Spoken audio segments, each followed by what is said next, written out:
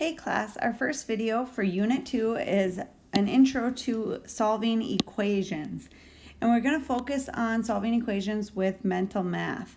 So first, what is an equation? An equation is a mathematical sentence that has an equal sign. So the equal sign is the part that makes it an equation. You can see equation kind of has the word equal in it. Some examples of some numeric equations include 7 plus 9 equals 16, 15 minus 5 equals 10, x plus 3 equals negative 10.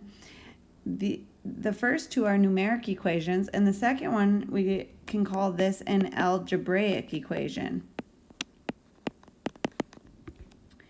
because it has a variable. And then in algebra, we learn to solve for those variables. And then we're also going to learn about a solution. So a solution of an equation is a value for the variable that makes the equation true.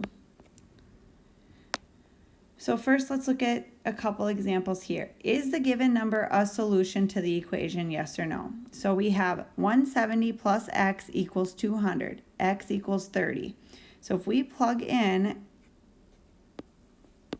the 30 for this x, does 170 plus 30 equal 200? So is that value for the variable make this equation true? And 170 plus 30 is 200, so 200 does equal 200. So yes, x equals 30 is a solution to A. In B, we have 3 equals 12 minus A, where A equals 6.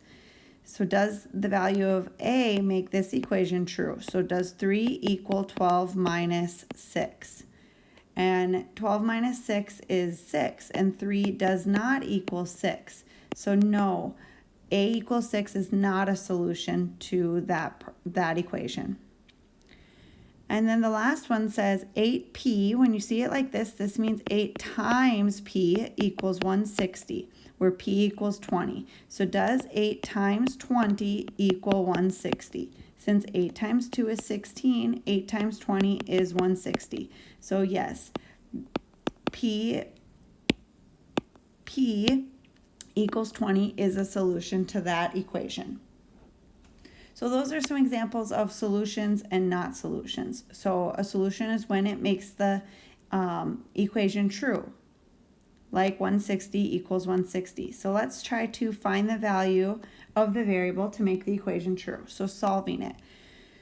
So you want to think of it like this. If it's m plus 6 equals 19, think what number plus 6 equals 19? Well, 13 plus 6 equals 19, so I'm going to say m equals 13. Then I'm going to check it. Does 13 plus 6 equal 19?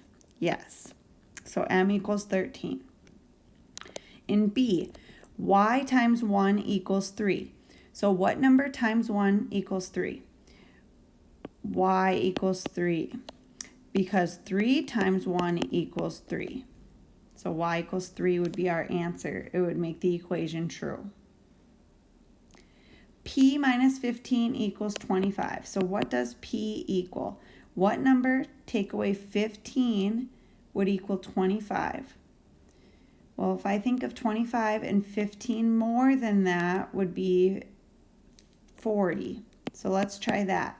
Is 40 minus 15 equal 25? So just double checking my answer, and it does. So if I plugged in 40, that would make my equation true. So that is my answer. Tell the value of the variable to make these equations true. So here's some review of some fraction operations. Our first equation is 2/3 plus 1/5 equals h. So if I want to find the value of h, I need to add these two fractions together.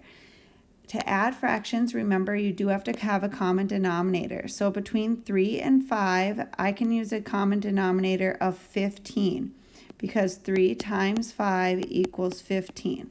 So I'm going to change these both to 15 on the bottom for my denominator.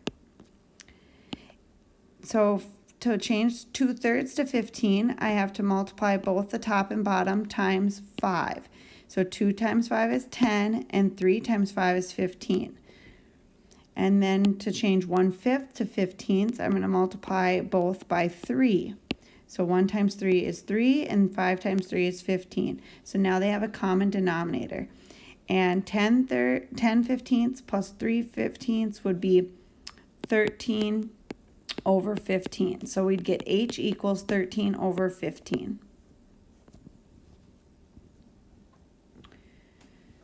For B, 3/4 divided by 1/2 equals x. So to solve for x, I'm going to divide these fractions.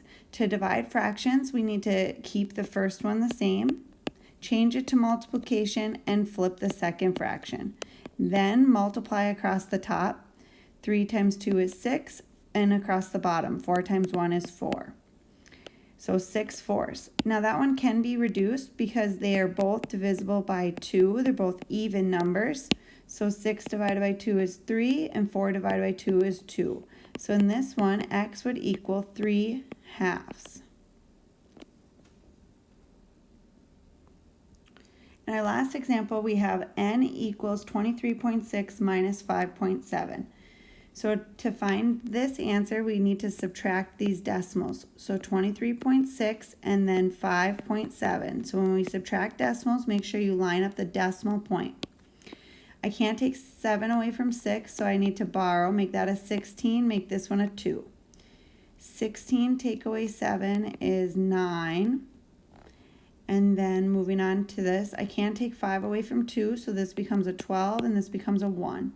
Then 12 take away 5 is 7, and 1 take away nothing is 1. Then bring the decimal point straight down.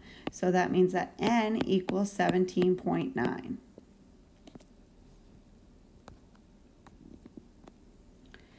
John has X apples. If he adds 5 apples to his pile, he will have 8 apples. What is the value of X? Right now, he has X apples. If he adds 5, he will have 8. So X plus 5 equals 8. So that means since 3 plus 5 equals 8, X has to be 3. So that means John has 3 apples right now. Maddie has X dollars. After spending $90 on a purse, she will have 45. What is the value of X?